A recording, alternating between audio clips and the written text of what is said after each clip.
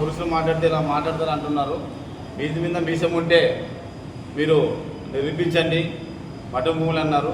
అయినా మేము దాన్ని అంతగా తీసుకోలేదు, ఎందుకంటే బాగుంటుందని పదే పదే అక్కగారు ఆ మీటింగ్లో చెప్పడం మాకు చాలా బాధాకరము. కాబట్టి మేము ఆ భూములపైన మేము ఆరా తీస్తే ఈ పూర్తిగా మధు శర్మ స్వామి లలితమ్మ భర్త పీఠాధిపతి భూములు దాదాపు భూములు ఆ రోజు సమావేశాన్ని పూర్తి కింద కూర్చొని పెట్టి ఇక్కడే మీరు ఇలాగ కూర్చున్నాలా, మీకు ఇలాగ మేము నడుపుతాం, మీరు కూర్చున్నాలనుకుంటే మీ ఇష్టం ఎక్కడైనా వెళ్ళి కూర్చొని భావన మాట్లాడింది. కాబట్టి మేము ఆ విధంగా అర్థం చేసుకుని మేము ప్రజల పైన గెలిపించి వచ్చిన వాళ్ళు మేము ప్రజల సమస్యలు నేల మీద కూర్చుంటాం, ఎక్కడైనా కూర్చుని పరిస్థితి సమావేశం స్టార్ట్ చేస్తామని ఆ రోజు మొదలుపెట్టాం.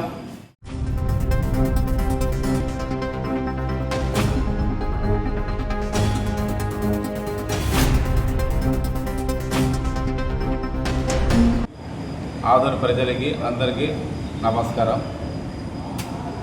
మొన్న నవంబర్ 30కి కౌన్సిలర్ సమావేశం మీటింగ్ జరిగింది.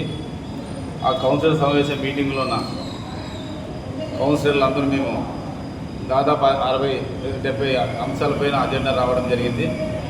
ఆ 70 అంశాల అజెండా పైన మేము కౌన్సిలర్లు అందరూ ప్రజా సమస్యల మీద బాగా చర్చించి దీని మీద మనము పూర్తిగా ప్రజలకు సహకరించాలని కౌన్సిలర్లు అందరూ మాట్లాడుకొని పోవడం జరిగింది.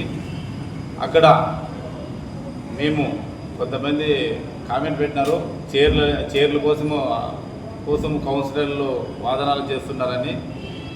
బ్రదర్, మీకు పెట్టిన వాళ్ళకి ఒకటే చెప్పేది, మేము చైర్ల కోసం కానీ వాదనలు చేసింటే నేల మీద కూర్చుని సమావేశం ఎందుకు నడుపుతాము?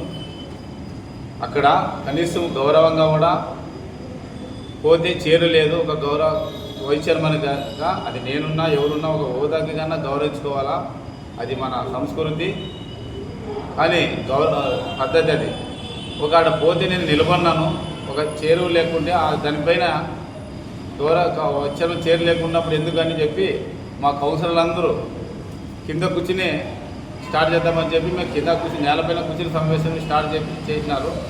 అది అధ్యక్ష చైర్మన్ పూర్తిగా ఒంటితనంగా తన ఇష్టానుసారంగా ఎక్కడ దాదాపు 15 నిమిషాలు జరిగినవి.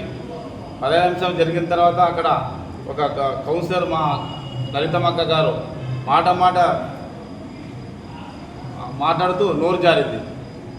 అది మేము కూడా అనకూడదు, అంటే గౌరవంగా ఒక లేడీస్ కూడా మాట్లాడకూడదు ఎవరిని.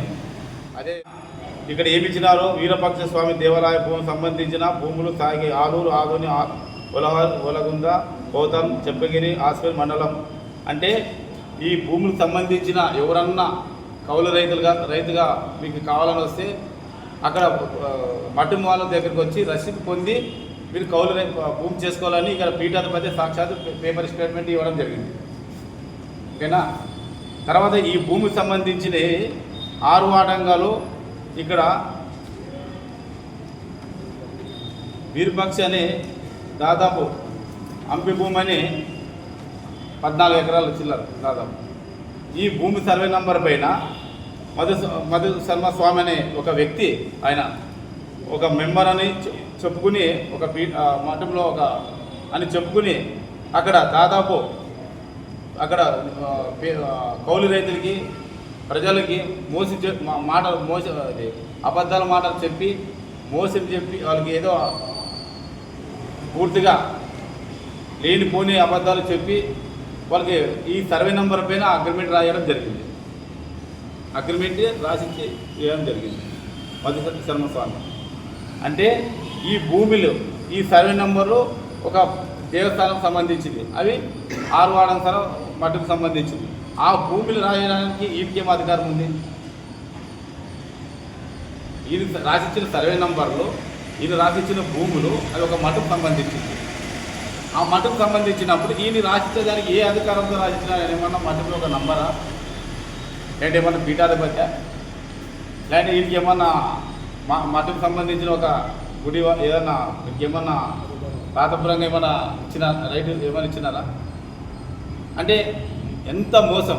ఒక బాబుని అంటాం పూజారి, అలా ఈయన ప్రజల్ని ఎంత మోసం చేసినా మీరు అర్థించండి. ఒక దేవ భూములే ఏదో భూములు అమ్మడం, రేపు గుడి నమ్మడం ఆశ్చర్యపడలేదు కదా. ఇవన్నీ మేము కాదు చెప్పాల్సింది, మాకు ఇవన్నీ కాదు మేము కాదు చెప్పింది. సాక్షాత్ ఆ గుడికి సంబంధించిన పీఠాధిపతి గారే పేపర్ స్టేట్మెంట్ ఇచ్చినారు. ఈయన చేసిన మధుశర్మ స్వామి ఇలా అగ్రిమెంట్లు భూమి మీద రాసిచ్చినప్పుడు పేపర్ స్టేట్మెంట్ ఇచ్చినారు. ఏమని, ఈ భూములు ఎవరు అమ్మడం లేదు, ఎవరన్నా మీరు అట్లా చేసుకుని తీసుకునేలా ఉండాలంటే రైతులు మా దగ్గరికి వచ్చి మాకు గుర్తి కట్టి రసీదు తీసుకోండి అని చెప్పినాడు. అంతమంతే, కానీ అలాంటి భూమి మనం అమ్మడం లేదు, ఎవరు అట్లా మోసపోవద్దని సాక్షాత్ పీఠాధిపతి చెప్పినాడు. కానీ అమ్మినాక ఆయన డబ్బులు ఏమైనా ఇచ్చినాడా? ఏ మాత్రం అన్ని డబ్బులు ఆయన తీసుకు సహాయం చేశాడు. తర్వాత చాలా ఇక్కడ మనం ఎప్పటిలో కూడా చాలామందికి డబ్బులు తీసుకుని కూడా ఇంతవరకు అగ్రిమెంట్ రాసినారు. ఒక డిపార్ట్మెంట్ కూడా దాదాపు లక్షలు డబ్బులు తీసుకుని ఆయన కూడా ఈరోజు డిపార్ట్మెంట్ సాక్షాత్ ఆయనకి మోసం చేసేసారు. ఇట్లా లబ్ధిదారులు ఎంతమంది చెప్పినారు? పంచాయతీ కూడా జరుగుతుంది. అంటే నీవు ఇంత మోసం చేసి ఇలాంటి 420 పని చేసి నందాల 1 టౌన్లో అక్కడ మీ పైన ఎఫ్ఐఆర్ బుక్ అయ్యి 420 కేసు కూడా అయింది. ఇది ఎఫ్ఐఆర్ కాపీ. ఇక్కడ మీరు లాడ్జ్లో ఎక్కడ దిగినారు, ఏం దిగినారు స్టేట్మెంట్ ఒకటి. అంటే ఇవి నిజాలు ఎక్కడ తెరుచుకున్నారంటే మీరు కోర్టులో తెరుచుకున్నారు. మూతి మీద నీసం ఉండదా?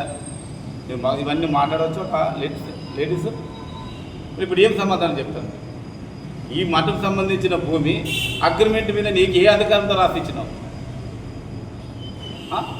మీ మీద పార్టీలో చేర్చుకోవద్దని సాక్షాత్ మన అశోక్ కానీ రామాంజనేయులు కానీ మన ఆర్టీఓ ఇది స్పందనలో కానీ ఆర్టీఓకి లెటర్ ఇచ్చి స్పందన సబ్ కలెక్టర్కి స్పందన అర్జీ ఇవ్వడం జరిగింది. ఇవన్నీ అబద్ధాలా? అంటే మేము ఏమైనా మీ పైన వ్యతిరేకంగా మాట్లాడుతున్నామా? ఏ కక్ష సాధింపులు మాట్లాడుతున్నామా? మాకు అవసరం లేదు. నీ భూమి అమ్ముకుంటావో గుడిని అమ్ముకుంటావో అది నీకు వదిలేస్తాము, అది దేవుడు చూసుకుంటాడు. కానీ మీరు మాట్లాడేటప్పుడు వ్యక్తిగతంగా నోరు జాగ్రత్త పెట్టుకుని మాట్లాడాలి. నోరు ఏంది? కౌన్సిలర్ సమావేశంలోనా ఇష్టంతో మాట్లాడడం మంచిది కాదు కదా. ఏం మాట్లాడాలా? ఏదో అంశం మీద ప్రజలకు సంబంధించిన పైన డెవలప్మెంట్ పైన ఏదో మీ వార్డు సంబంధించి గెలిపించినారు కాబట్టి మీ వార్డుకు సంబంధించిన పైన ఏదైనా ఉంటే చర్చించు, అక్కడ మాట్లాడు.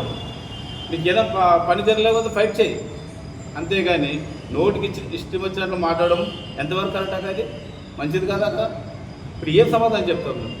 దీన్ని కూడా అబద్ధం అంటారా? ఈ స్టేట్మెంట్ ఇచ్చింది పీఠాధిపతి అబద్ధం అంటారా? ఈ ఎఫ్ఐఆర్ కట్టిన కాఫీ అబద్ధం అంటారా? చెప్పండి. కంప్లైంట్ ఇచ్చింది దామోదర్ రెడ్డి, అదుడు ఆయన కంప్లైంట్ ఇచ్చిన పేరు దామోదర్ రెడ్డి. మఠంలో దాదాపు ఇప్పుడు డబ్బులు తీసుకున్నాం పాపం వాళ్ళకి లబ్ధిదారులు వాళ్ళకి అగ్రిమెంట్ కూడా ఏం రాసి లేదు. ఒక డిపార్ట్మెంట్ కూడా నువ్వు డబ్బులు తీసుకుని రాసి లేదు. మేము ఒకటే చెప్తాం స్వామి, దయచేసి వ్యక్తిగతంగా ఎవరు మా పోము, నాకు అవసరము లేదు. మీరు ఆ రోజు నోరు జారినారు కాబట్టి ఈరోజు మేము పెట్టడం జరుగుతుంది. ఆయన యాక్షన్లో మేము పెట్టమంటే నీవు మేము అన్న మాటలకి మిగతా సాక్ష్యాలు ఉంటే మీరు ఉంటే దమ్ము ఉంటే మీరు రుజువు చేయండి, చెప్పండి అంటే మేము అక్కడ కూడా ఏదైనా ముగ్గు ఉండవాళ్ళం. నువ్వు మీద విషయం అనేది ఏంటి? పద్ధతి మార్చుకోవాలి కదా. మాకు అవమానం జరిగిందండి కౌన్సిలర్లోన. ఒక వైస్ చైర్మన్గా మేము మా ఆదరణ చరిత్రలోన ఎప్పుడు జరిగిన అవమానం మన నేలపైన కుందు కూర్చొని మీటింగ్ చేసినాం. అంటే చైర్మన్ ఇంత అవమానం చేస్తుంది మీకు తెలియదా? చైర్మన్ ఎంత చిచ్చిపోతుంది కదా. మరి చైర్మన్ కోసం చేస్తే మీకెందుకంటే అంత బాధ? మా అవమానాలు మా మనోభావాలు దెబ్బతీసి ఏం పోయినా మీకు సంతోషమేనా? ఒకటి చెప్తున్నాం, దయచేసి ప్రజలు గుర్తించాలా. ఇప్పుడు చైర్పర్సన్ అక్కడ ఏదేది అజెండా అంశాలపైన ఏమేమో చేస్తుంది, ఏమేమి పూర్తిగా అక్కడ జరుగుతున్నది మాకు తెలుసు. ఒక కౌన్సిలర్ సమావేశం జరిగేటప్పుడు 3 days ముందే మాకు అజెండా ఇవ్వాలి. అది ఇవ్వకున్నట్ల డైట్ 2 days 1 days నైట్ ఇవ్వడం, ఎమ్మెల్యే గారు చెప్తే అప్పుడే మీటింగ్ పెట్టడం, ఇవన్నీ వ్యతిరేకం కదా. ఇవన్నీ తప్పు కదా. మమ్మల్ని గెలిపించింది ఎందుకు? మా కౌన్సిలర్ మీటింగ్ ఎందుకు నడపాలా? మీటింగ్ అయినప్పుడు కౌన్సిలర్ ఒక చైర్పర్సన్ ఛాంబర్లో కూర్చుని ఎన్ని ఉన్నా సమావేశం వచ్చిన తర్వాత అక్కడ ప్రజా సమస్యలపైన కూర్చొని చర్చించుకుని ఒక అజెండా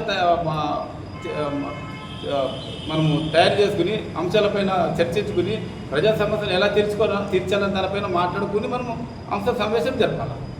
నువ్వు మాట్లాడుకుని నీ ఇష్టాంతరం అజెండాలో పెడతావు, నీ ఇష్టాంతరంగా మీటింగ్ పెడతావు, ఏ టైం పెడతావు, ఏ డేట్ పెడతావు, ఎమ్మెల్యే గారు వస్తే పెట్టాడు. ఇదేంటి ఇది? ఇవన్నీ తప్ప కదా.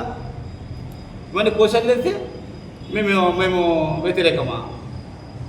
మేము ఒకటే చెప్తున్నాం, మమ్మల్ని గెలిపించేది ప్రజలు, తప్పు చేస్తే ప్రజలు భయపడతాం. మేము ఎవరో ఏదో అంటారని మేము పట్టించుకోము. ఎందుకంటే ఒకటే చెప్తున్నాం, మీరు దయచేసి రాజకీయాలు చేసేటప్పుడు ఆశ చూసి మాట్లాడండి. ప్రజా సమస్యలపైన, డెవలప్మెంట్ పైన, గవర్నమెంట్ వచ్చింది మీపై ఏది ఈ స్కీముల పైన ఏమైనా వాటిపైన చర్చించుకుని ప్రజల సమస్య మనం పోదాం. కానీ ఇష్టాంతరంగా మాట్లాడాలి. దయచేసి అందరూ మానుకోవాలా. ఇది నేను దయచేసి చెప్తున్నా.